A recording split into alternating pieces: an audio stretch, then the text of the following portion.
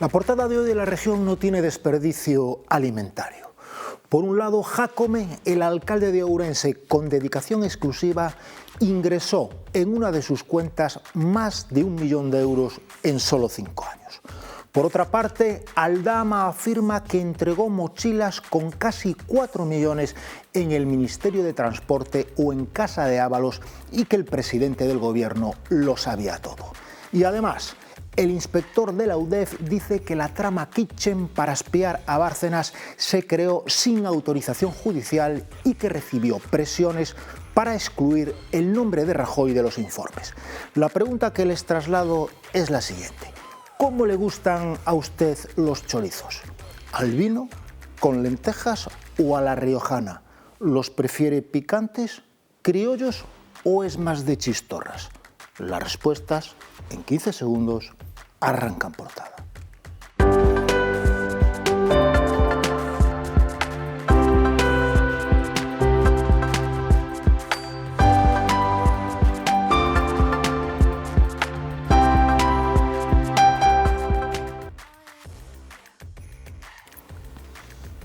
Buenos días, señoras y señores, bienvenidos al programa 2586 de En Portada, un espacio que aborda la actualidad ourensana y del mundo bajo el prisma de nuestros contertulios. Pero antes, como es habitual, volvemos la mirada a la portada de La Región, cuyo titular principal dice así: Jácome ingresó en una de sus cuentas más de 1 millón en 5 años. Al margen de su sueldo, disparó la facturación de su televisión al entrar en la alcaldía y se autoderivaba el dinero de según consta en el sumario del proceso abierto contra él. Además, el diario también señala que la fontanería de los partidos políticos se sienta en el banquillo de los acusados en referencia al caso Kitchen y Mascarillas.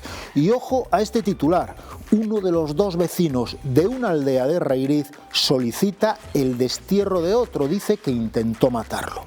Otra noticia apunta a que el cementerio de Obarco solo tiene ya 10 nichos libres. La foto de portada es para el toro de Osborne, que cumple 70 años, en este caso fotografiado en Trasmiras. Para analizar este y otros asuntos contamos hoy en nuestro programa con el escritor y periodista Antonio Vallejo. Bienvenido, Antonio. Gracias, un placer.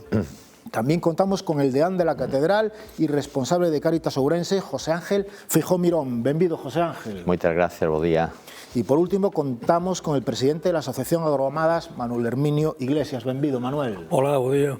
Sin más demora, arrancamos con el primer tema del día. La portada de hoy de La Región solo tiene un fallo. Aunque el toro de Osborne es un símbolo muy español, hubiera quedado mejor una foto con unos buenos chorizos de la Plaza de Abastos. ¿Por qué decimos esto? El titular principal indica que el alcalde de Ourense multiplicó por 5 su salario municipal entre 2019 y 2024 al contabilizar poco más de 1 millón de euros en una de sus cuentas, según se recoge en el sumario abierto contra él. Recordemos que el juez Leonardo Álvarez le imputa por prevaricación en un auto y ahora la acusación particular solicita investigarlo por malversación y falsedad documental. La defensa del alcalde dice que Auria Televisión no es una empresa, sino un mero activo patrimonial, por lo que no precisa de la autorización del Pleno para compaginar la dedicación exclusiva con otros negocios.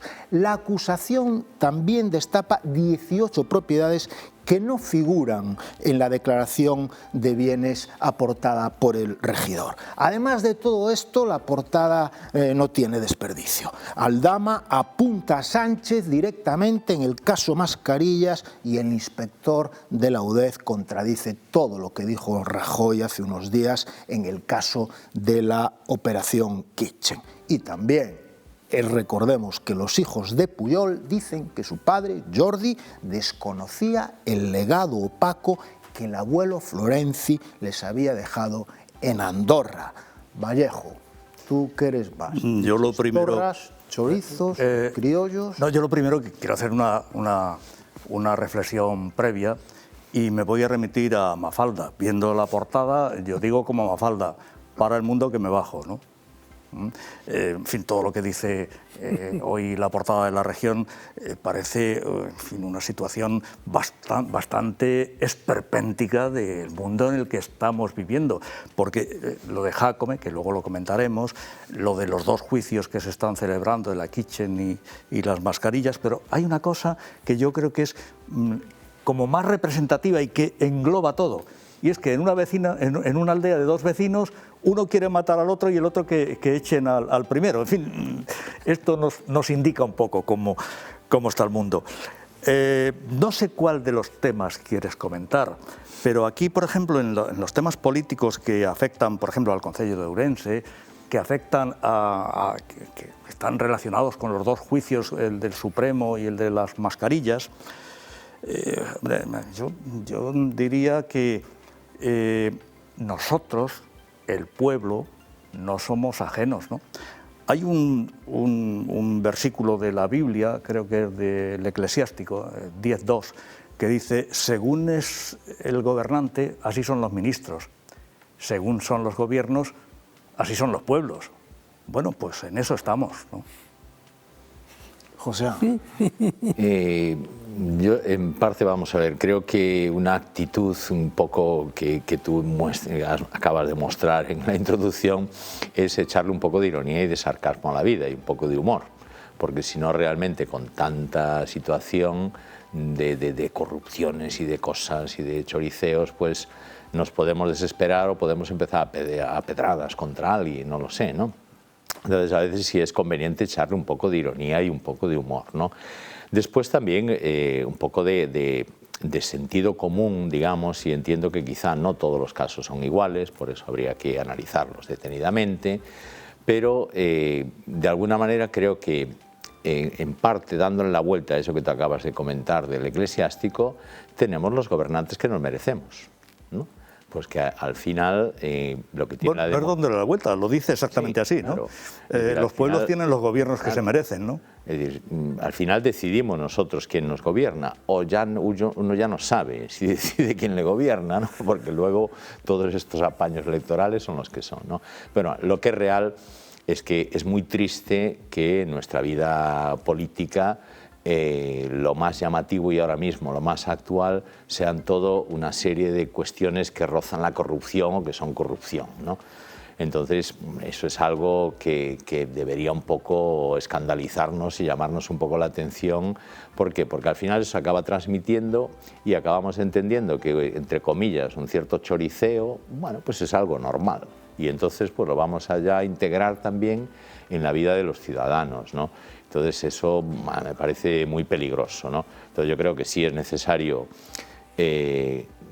bueno, juzgar todos esos casos, tratar de sacar claridad en un marasmo de cosas que a veces no es nada fácil aclararse, y luego sí ser, digamos, una ética personal que nos lleve a exigir una ética también social y política, ¿no? Manuel. Bueno, vamos a ver, vendo o panorama que se dibuixa, non? Parece que este é un mundo un pouco moi complicado de entender, pero a min pareceme que o que sale peor de todo este lío, dando a entender de que todo está corrupto, todo está dunha forma que todo o mundo vai ao seu propio interés, de que o colectivo non existe, de que só beneficia o desprestixio da democracia en sí, do sistema, e que realmente outras forzas políticas que farán peor ou moito peor do que está, que non dicen o que van a facer, que están caladiños, aí simplemente parece que o beneficia directamente, porque se todos dicimos que este réximen que temos actual todo é unha corruptela, todo é un desastre, eu non quero facer comparacións co réximos que hubo no momento da dictadura, porque non se sabía, non había posibilidades de comparar, non había noticias, non se sabía nada de nada. Hoxe, por sorte ou por desgracia, vai aparecendo todo en pantalla, ainda que moitas cousas non son demostrables e son fogos de artificio, pero realmente a mí parece que o que sale perdendo en este campo é o sistema político, que parece que nos fai ver a nós de que todo isto é un mundo no que vivimos, é un desastre completamente, o sistema político que temos, a democracia, e que realmente se vai favorecer aos que están en contra da democracia. Ainda que sí, eu comparto de que eliximos libremente y que a veces non lle damos a importancia que ten as cousas porque a mesma sociedade en sí mismo tolera un montón de cousas, as ve como normales, non as ve como grandes problemas, non. Que se o alcalde ten 1 millón de euros ahora, bueno, pois é porque foi máis listo, pescounos. Outro está dicindo, bueno, se eu estuviera ali faría o mismo, non? Pareceme todo un pouco un desastre, pero de todas maneiras, e para resumir, hai unha cuestión que me chama a atención, sobre todo dos gobernantes, dos que foron gobernantes, a amnesia colectiva, a amnesia de conveniencia, chamo eu. Hablabas que esto cuestiona el sistema o puede cuestionar el sistema o puede traer, en fin, nostalgias de otros sistemas. Porque si cuando elegimos pasa esto, pues casi es mejor cuando no elegimos. No, no es mejor. Porque no sabíamos nada. No, pero recuerdo que cuando no elegimos, en fin, en la dictadura franquista, donde no elegíamos, pues había escándalos absolutamente abrumadores, Matesa, Sofico, el aceite de Redondela, en fin, escándalos que la única diferencia que había es que la región no los podía publicar en primera página porque le cerraban el periódico y metían en la cárcel al director, ¿no? O sea que, bueno. Sobre este asunto, Antonio, empezando por el primer caso, que es el alcalde de Ourense, tú cuando leíste hoy La Región y bueno, te haces eco de esa cantidad de dinero que multiplica por 5 la soldada, que en teoría es con dedicación exclusiva, ¿qué es lo primero que se te vino a la cabeza? Lo primero es que a mí esas cifras me marean, porque, en fin, yo no soy capaz ni de visualizarlas, ¿no? En fin, con mi modesta pensión estoy muy lejos de todo eso, ¿verdad? Pero dicho esto, luego, en fin, procuré leer con atención la noticia, que tiene 2 planos, en mi opinión, como siempre. Tiene el plano jurídico-legal, el plano judicial, ya veremos cómo sale por ahí, y el plano político. Respecto al plano judicial, hay que hacer un pequeño matiz. Estas acusaciones están en el escrito de la acusación particular, que ya veremos si es admitida o no este escrito de la acusación particular por la audiencia, puesto que la resolución del juez mandando a juicio por prevaricación no incluía todas estas cosas, ¿no? Pero dicho esto, me parece que la Fiscalía por lo menos tenía que decir, a ver, ¿qué pasa aquí? Y sobre todo, la agencia tributaria.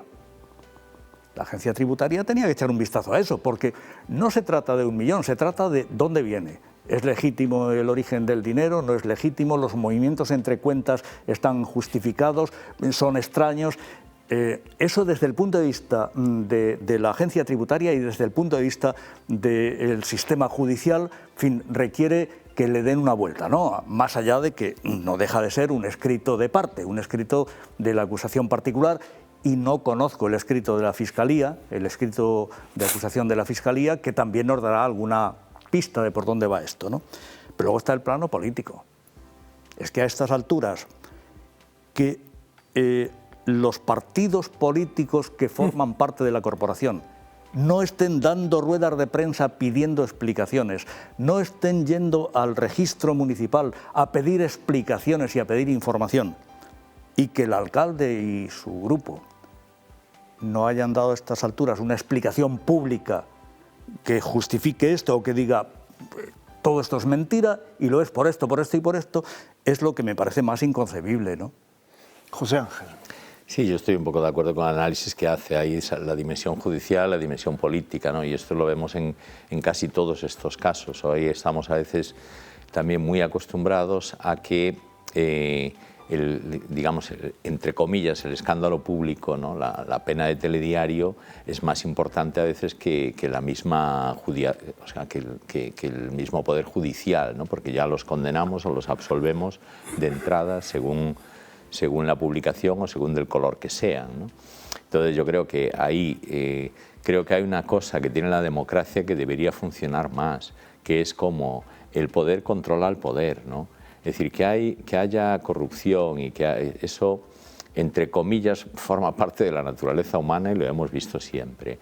¿De qué se ha dotado la democracia? De un poder que controla a otro poder. Y entonces, bueno, pues un poco lo que te comentabas, que si Hacienda, que si el fiscal, que si tal, o sea, son una serie de medios que en definitiva de los cuales se ha tratado de dotar la democracia, que son un poco los que tratarían de contrarrestar este tipo de cosas. Entonces yo creo que aquí en este caso también está faltando eso, ¿no? Pues realmente que sean eficaces esos, digamos, esos medios que hay, porque a cualquiera de nosotros, ahora que estamos en la época de la declaración de Hacienda, hacemos una falcatruada y no tarda mucho en pillarnos, y no tarda mucho en multarnos. 5 minutos. Claro, entonces digo, que esa agilidad se dé en todos los casos, porque, entre comillas, unos ciertos medios de fiscalización hay, ¿no? Y después, bueno, pues a nivel, entiendo que a nivel concello también hay unos medios de fiscalización y de control de muchas cosas, ¿no? Entonces, que realmente eso funcione y funcione lo más ágilmente posible para que no se puedan dar este tipo de casos, porque ahora nos vamos a encontrar durante unos meses, a ver, si le da razón la justicia o no le da razón la justicia. Y entonces, claro, al final estamos ahí empantanados. Claro, decimos, bueno, políticamente tiene que dar razón de algo, de todo este follón que se está montando, ¿no? Pero claro, siempre se puede amparar a decir, bueno, vamos a ver qué dice la justicia. Y claro, la justicia no acaba de ser justicia si lo falla dentro de 2 años. Y esto es un poco el lío, ¿no? Yo pido un poco que los mecanismos que hay de cierto control que funcionen y que sean lo más ágiles posibles, ¿no? Manuel. Bueno, vamos a ver, eu estou plenamente de acordo que estamos en 2 planos. A mí unha cousa que me chama a atención xa do tema Jácome en Ourense é que sexa un concelleiro o sea, un concelleiro, unha persona que en momento non é concelleiro xa ni nada, que sea o que plantee o problema que está habendo dentro dunha corporación. Bueno, un concelleiro antigo compañero hombre de confianza del alcalde. Exactamente, por tanto, quiero decir, pero bueno, bien, escrito que sea unha persona que plantee eso. Lo importante no deja de ser un escrito de parte y de alguien que tiene, en fin, muchas cuentas pendientes por lo que se ve, ¿no? De todas maneiras, vese que está, outro día falaba ca persona que a compañera dese señor que vive en Seixalbo, ademais, e díxeme que eles iban seguir hasta o final, non? O sea, que iban seguir hasta o final, non? Bien, a mí o que me clama máis é o silencio da oposición, o silencio de 17 señores que están aí, pero que están postos por Espírito Santo, o sea, que nos puxo aí? No. Puxemos os ciudadanos. Los pusiera el Hombre, Espíritu pues hay que Santo, cumplir. algo iluminado. Si fuera Espíritu Algo iluminado, ¿no? Bueno, perdón, no pasa nada, por a expresión, non?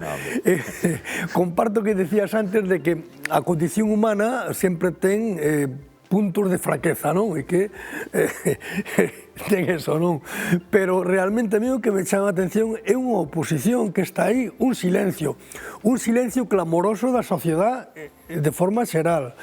Está salindo estes días de que lle reteñen cuartos ao Concello para non poder pagar e que están aí, e o silencio de todo o mundo que neste momento parece que somos todos cómplices, porque dice, o refrán ese que dice, el que calla otorga, pois parece que todos somos cómplices dunha situación e como somos cómplices todos, deixámoslo así eternamente, non? Eu pensei que moitas cousas hai que demostralas e que o run da calle de que se fai caixa no Concello é un run moi bello, non? E que iso ten que se demostrar, pero realmente, é o que dicías antes, cando non funcionan os mecanismos de control, cando a Hacienda, se eu me meto 1.000 euros máis, 1.000 euros na declaración da renta, me pregunta, onde viñeron esos cuartos? Están mandando unha carta, non? Pero, que pasa? Cando hai grandes cantidades, nadie pregunta nada, ou se non se declaran os edificios que tes, etcétera, etcétera. Que vamos a ver, a mí pareceme que hai unha cosa de estar moi laxos, de decir, bueno, é o que hai, puxeron, non hai, como me dixo un ex-compañeiro, o povo é quen máis ordena. Como que o povo é quen máis ordena? Grándola Viramorena. Non é así, non é así. Entón, ante as injusticias, ou ante o que vemos que pode ser un atropello, xa non digo que funcione mellor ou peor a cousa, que é outra historia, pero non, hai un silencio absoluto. E que fala a xusticia? A xusticia ten os seus tempos e estou convencido de que vai chegar, seguramente. Incluso hai dúas cuestións que me chaman a atención. Unha delas é de que o proceso por o que está imputado en este momento acabe nun proceso administrativo, no que é un delito administrativo, co cual a inhabilitación xa non vai existir. E a outra parte de que sea moi lenta a cousa e que nas próximas municipales estemos no mesmo lío.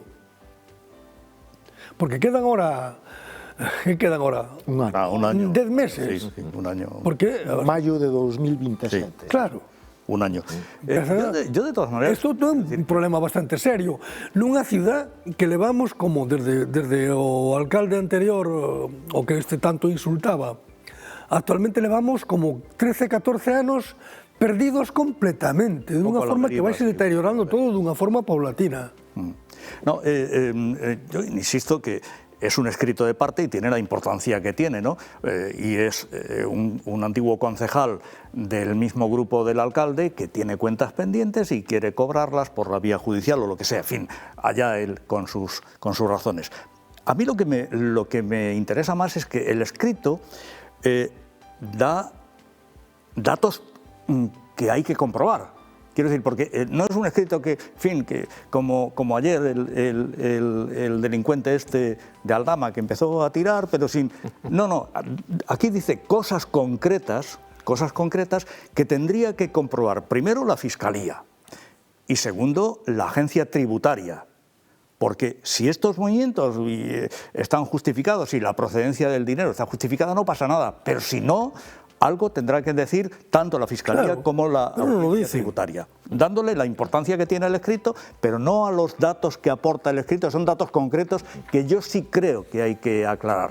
Y luego la cuestión política, que no hay por dónde cogerla. O sea, no hay por dónde cogerla. A la oposición no hay por dónde cogerla. Hay más silencio casi entre la oposición de Ourense que en el cementerio de Ovar. Yo creo que los grupos de la oposición en este momento pelean por quién enfada menos a Jácome, no por quién lo controla más. Hablando del cementerio de Obarco, José Ángel, solo quedan 10 nichos libres. Eso es un problema a nivel, bueno, a nivel de nuestra provincia es bastante habitual. Una de las cosas más complicadas es encontrar lugar en los cementerios, sobre todo en los cementerios de poblaciones grandes, ¿no? Es decir, por ejemplo, en la ciudad, todas las parroquias, digamos, de alrededor de la ciudad, del extrarradio un poco que tienen cementerio, todos los nichos esos están súper comprados. Y de hecho no se permite, realmente no se compran los nichos, realmente hay un alquiler indefinido, ¿no? Pero no se permite que alguien fuera de la parroquia pueda comprar un nicho, por ejemplo, Seixalbo. Pues no sé. Me falas de Seixalbo. Ese é un dos problemas grandes de casi todas as parroquias, os cementerios. Eu aquí teño que decir unha cosa, se me permitides. Claro, por suposto. A parte clerical, que estuvo sempre mantendo os cementerios parroquiales, que o Concello mirou de lado, que non quixo meterse en nada deles, foi un disparate. Un disparate. Non sei se os obsesionados por recibir uns cuartos ou por o qué, pero foi un verdadeiro disparate. Cometeronse as aberracións urbanísticas máis importantes que se poden, as barbaridades máis grandes que se poden facer. Vinda Seixalbo e xa veredes, non? Sí. Pero de todas maneiras, porque hubo un momento en Ourense, cando se comentou a nivel populi, de que se iba a cerrar o cementerio de San Francisco, a xente foi ás parroquias a comprar. E os mismos sacerdotes que estaban nas parroquias dicían, mire, que che compro un daqui depois que che venda, sendo de outro lugar. E fixeronse verdadeiras aberracións que agora son moi difíciles de solucionar. Hai dúas cousas, hai unha cuestión entre comillas urbanística que nunca estuvo reglamentado e que era un pouco, bueno, pois o que os do pueblo máis ou menos iban decidindo faer, e viña e faía un panteón grande con a capela no medio arrimados ás iglesias. Pero iso foi unha cousa que non estaba reglamentado de ningún xeito, entonces foise faendo, houve lugares en donde, bueno, se conservou unha certa comunidade e outros... Sí está reglamentado. O Concello tiña a obligación de participar en todo tipo de obras que se hai no seu término municipal. Eso é unha cousa moi novedosa, de verdade. O sea, non había unha reglamentación dos cementerios hasta fai bastante pouco. Ahora mesmo hai tamén unha política sanitaria que non había. Antes ampliabas un cementerio con toda tranquilidade, había unha finca ao lado, abrías un muro e ampliabas... Eso foi o que fixeron ese xal. Eso foi o que fixeron. Por eso digo, porque eso ahora sí que está moito máis reglamentado, ya hai unha política sanitaria, ya que non se pode fazer, non se pode tocar calquer cousa, pero eso non fai tanto.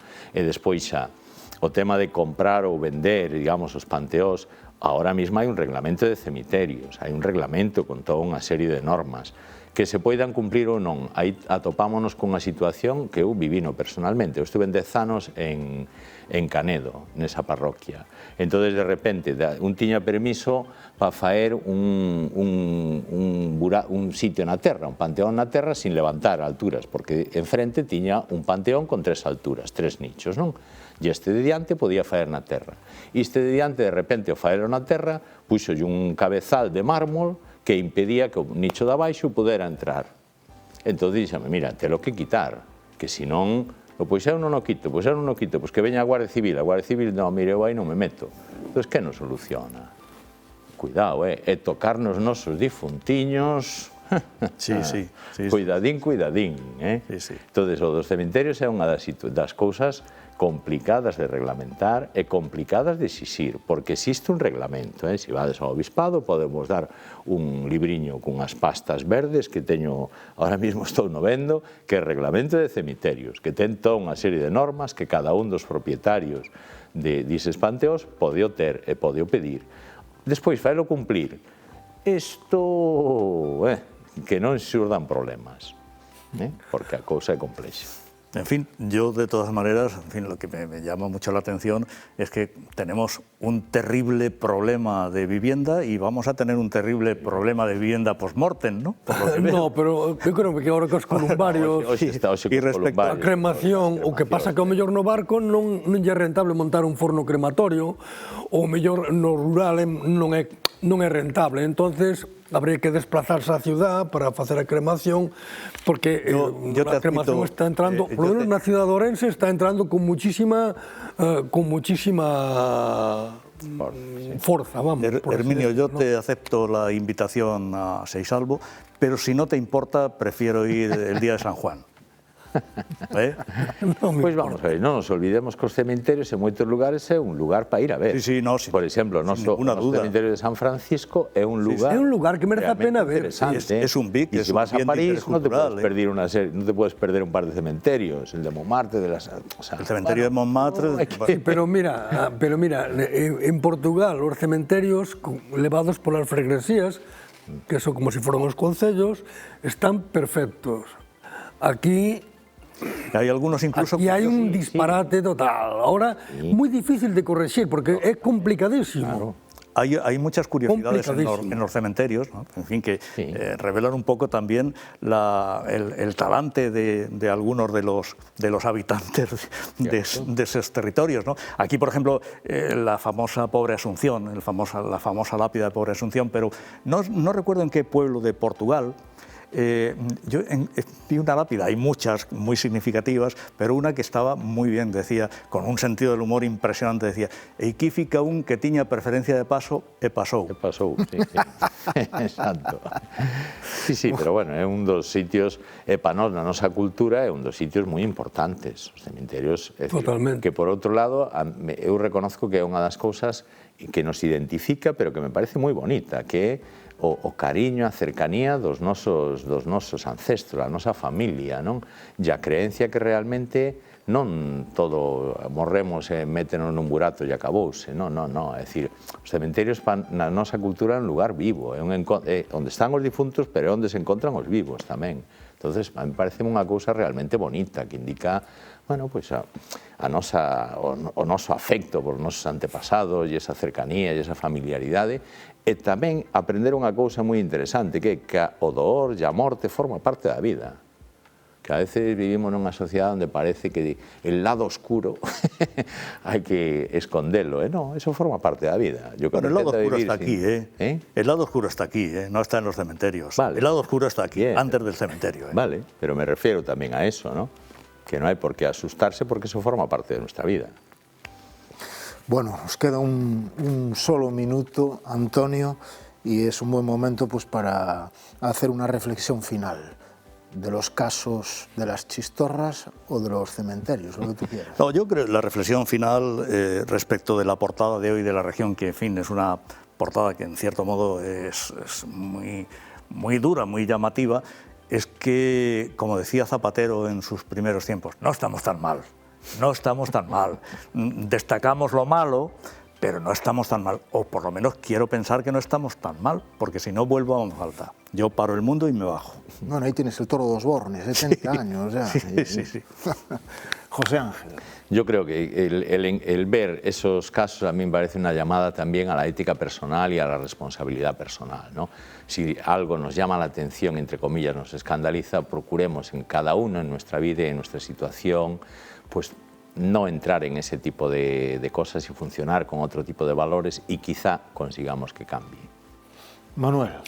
A corrupción hai muchísimos anos estaba normalizada neste país, o que pasa que dela non se sabía, neste momento sábese moito máis, e hai, digamos, unha pelea por intentar limpiar ese aspecto, non? Pero, como decían, como elemento de vivir en este momento tampouco estamos tan mal, simplemente hai que intentar corregir cousas que veñen moi de atrás, de anos atrás, que se daban como normal. Nas familias era normal dicir que teño un amigo que me arregla aquelo, teño un fulano que me fai aquelo, teño un intermediario que me leva do altísimo a la arriba e me pon dano. Non é así. En este momento hai un intento de limpiar, pero non por eso nos pode levar a pensar que este tipo de réximen é o peor. Non, ao contrario. Estes xuicios aportan frescura á democracia ou perxudican a democracia? Eu creo que son necesarios que os haya e que se vayan clarificando moitos puntos de vista que hasta ahora eran ocultos para a sociedade. Eran ocultos e que neste momento é positivo, pero non por eso implica que teñamos que pensar que o réximen que temos é un disparate, un desastre. Yo creo que la limpieza siempre, limpiar la casa siempre está bien, hace hueco al mejor aire, ¿no? Al aire menos contaminado, ¿no?